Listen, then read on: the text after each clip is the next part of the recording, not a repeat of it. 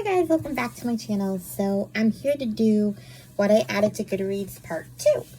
There's been quite a few books, and I've been writing them down slowly just because it takes forever on this machine.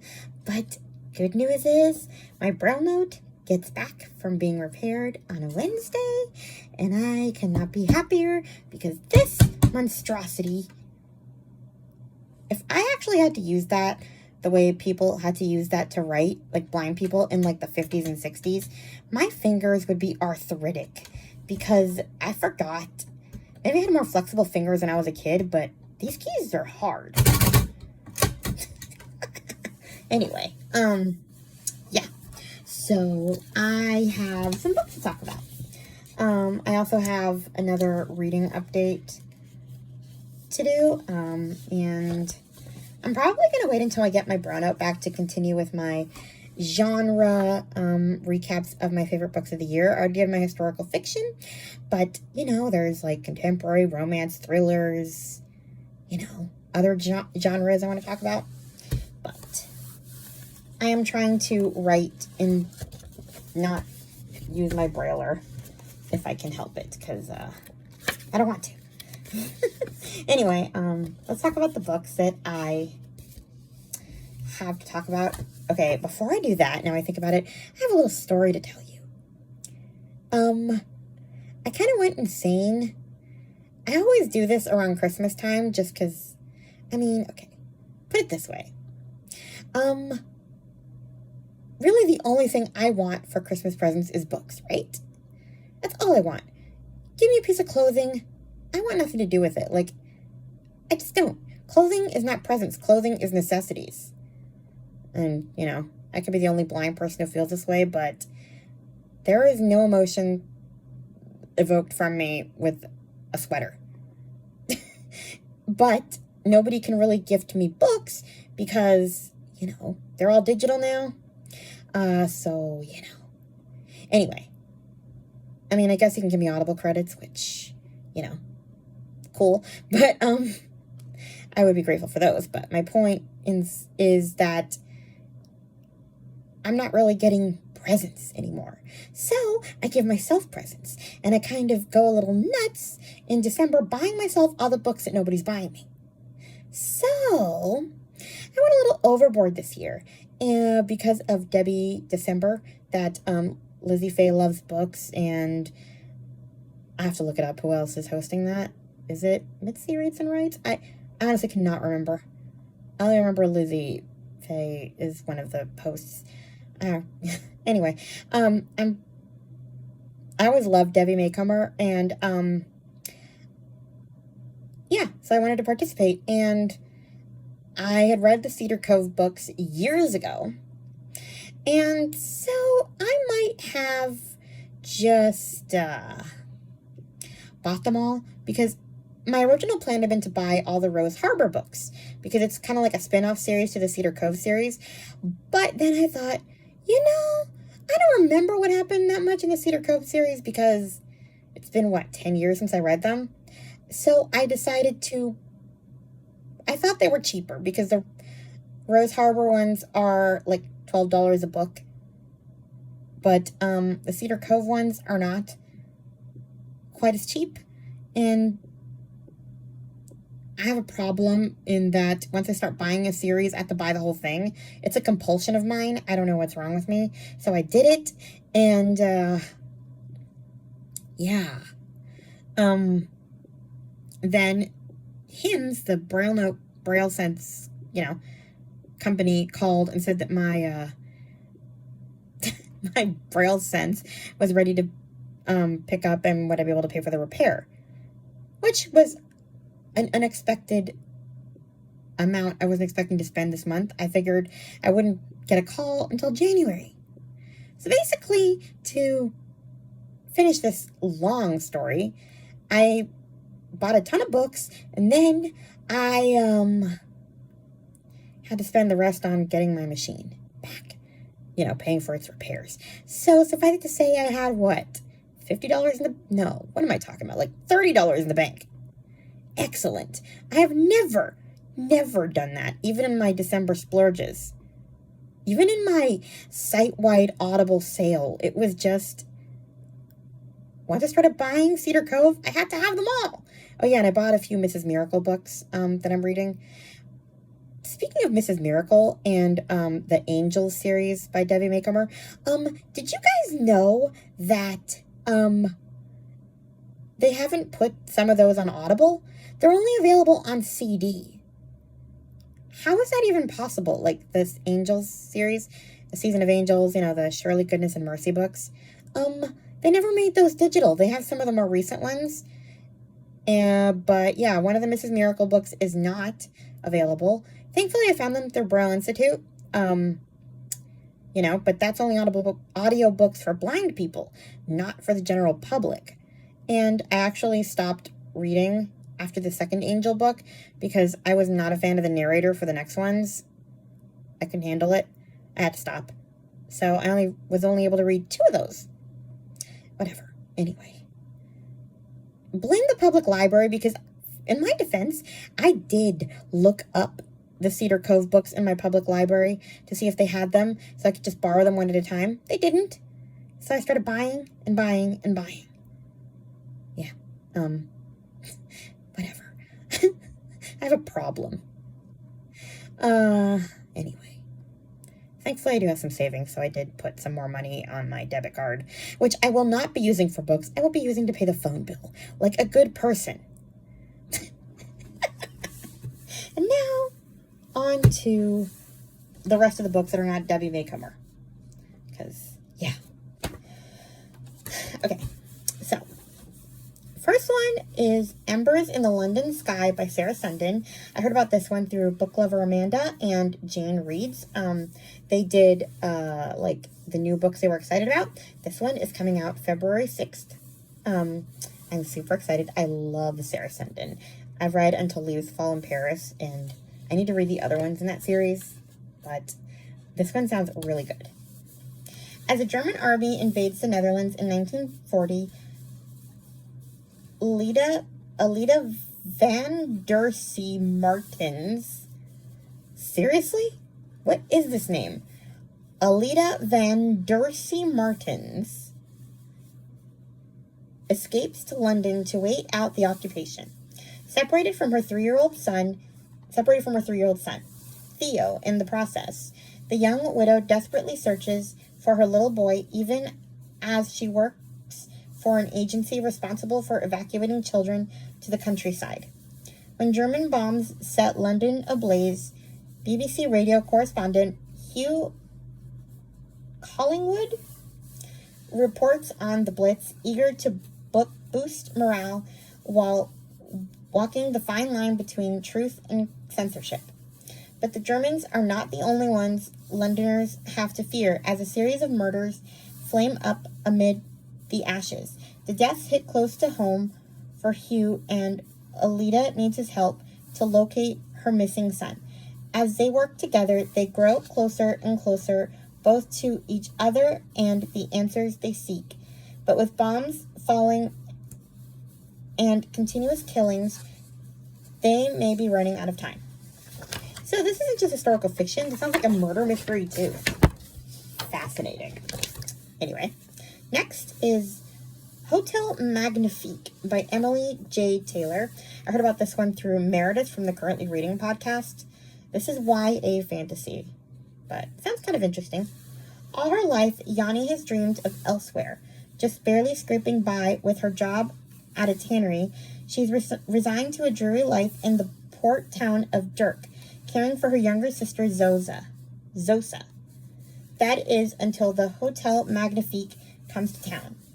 The hotel is legendary not only for its whimsical enchantments, but also for its ability to travel, appearing in a different destination every morning. While Yanni and Zosa can't afford the cost of a guest stay, they can interview to join the staff and are soon whisked away on the greatest adventure of their lives. But once inside, Yanni quickly discovers their contracts are unbreakable, and that beneath the marvelous glamour, the hotel is hiding dangerous secrets. With the vexingly handsome doorman Belle as her only ally, Yanni embarks on a mission to unravel the mystery of the magic at the heart of the hotel and free Zosa and the other staff from the cruelty of the ruthless Mater D. I cannot say this name. To succeed, she'll have to risk everything she loves, but failure would mean a fate far worse than never returning home. Yeah, sounds kind of like a fantasy, but apparently, according to Meredith, it's pretty dark. Hence why it's YA and not like, she actually thought it was like middle grade kidlit. So, yeah. Anyway, this next one is apparently middle grade.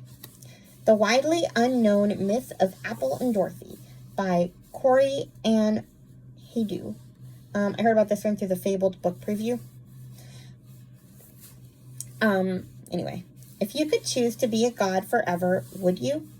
Every winter solstice, today's earthly descendants of Greek gods, nymphs, and muses must visit Mount Olympus to preserve their near godly status until Dorothy's mother refuses to go, sealing faith and dying a human death.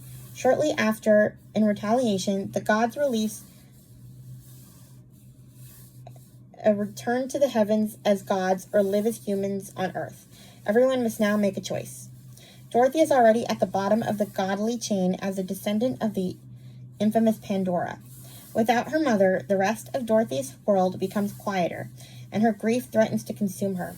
Apple, on the other hand, is the beloved descendant of Zeus and Hera. I don't know if I'm pronouncing these Greek goddesses' names correctly. I always liked Greek mythology, but I can never do that. Anyway, she is the most popular girl in school and knows she must maintain a perfect facade or risk ruining the family name. The two girls couldn't be more different from their mother, but their mothers were best friends, and now they finally grow closer too. Yet, as the solstice nears, Apple's fear of losing Dorothy causes her to make a choice for herself and Dorothy that changes everything, and the consequences are great. Will Apple and Dorothy be able to fix their friendship? Will they even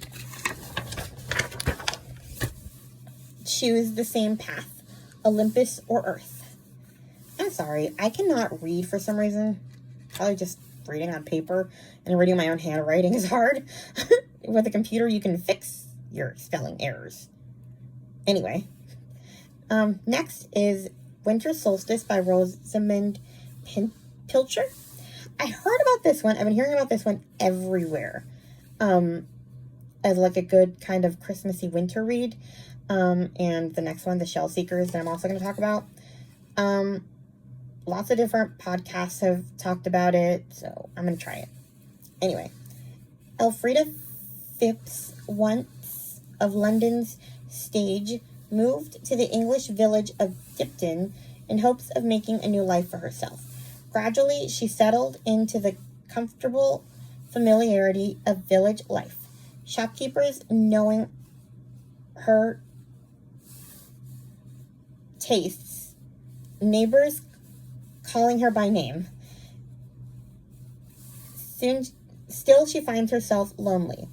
Oscar Blundell gave up his life as a musician in order to marry Gloria. Nice. I wrote Glopia. A P instead of an R. Good grief. They have a beautiful daughter, Francesca, and it is only because of their little girl that Oscar views his sacrifice career as worthwhile.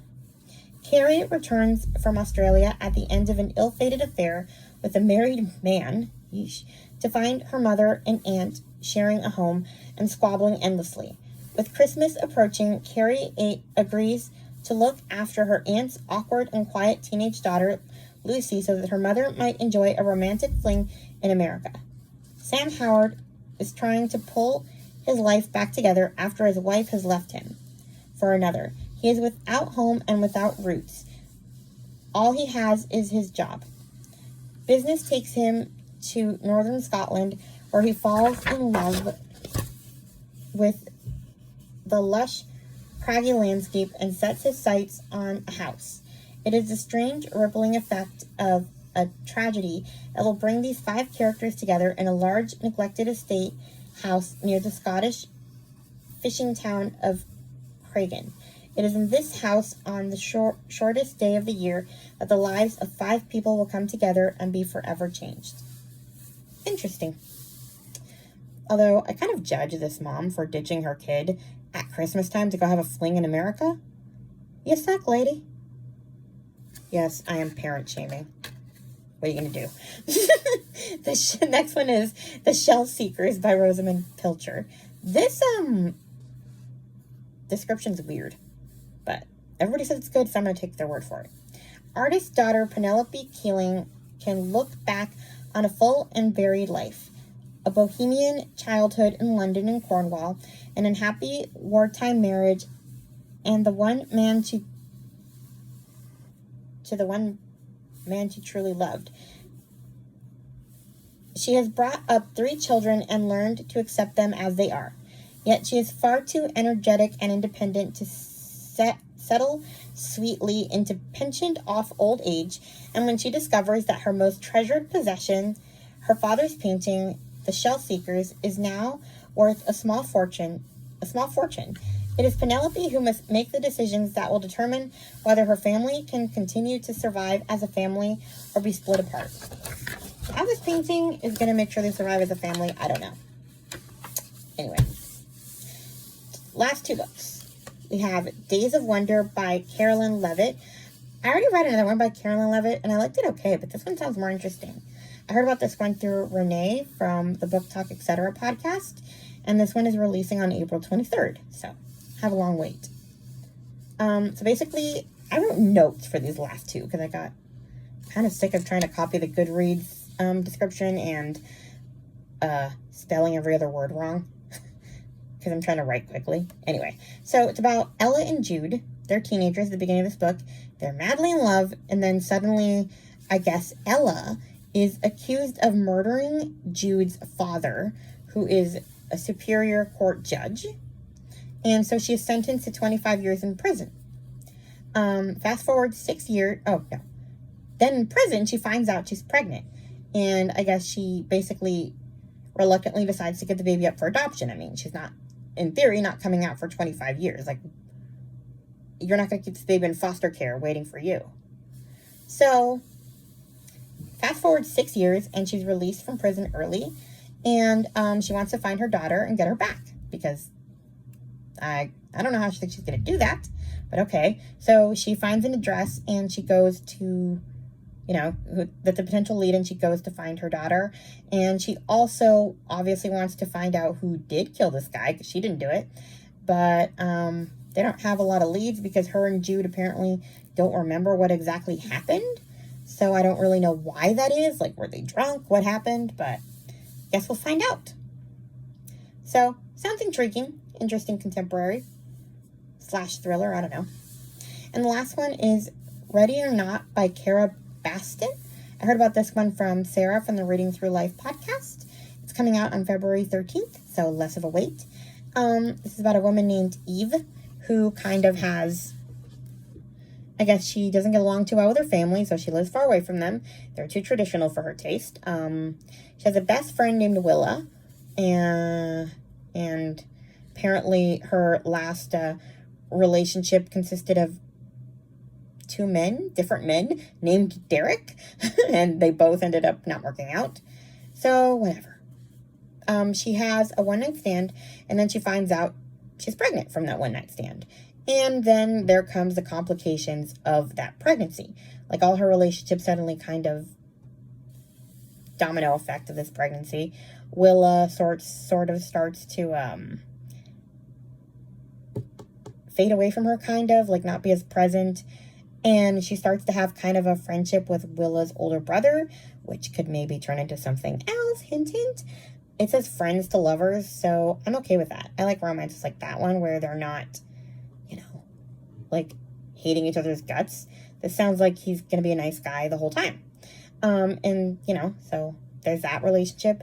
But then she also has to kind of contend with the baby's father, who, is, according to the description, is supportive but conflicted. So is he going to be involved? Is he not? And yeah. I'm not like normally in for, I kind of tend to be kind of judgy with one night stands, but, I mean, it's an interesting plot. Like, what do you, especially because it doesn't look like she's going to end up with the father. So that's what makes it interesting and not so predictable, unlike other one night stand romances where she ends up with the guy that she had a one night stand with. So that's really why I'm interested. And no, wrong author. I'm thinking of Carolyn Levitt. That was the last book. But yeah, it's an interesting premise, I think. So, yeah. Anyway, those are the books that I added to my Goodreads.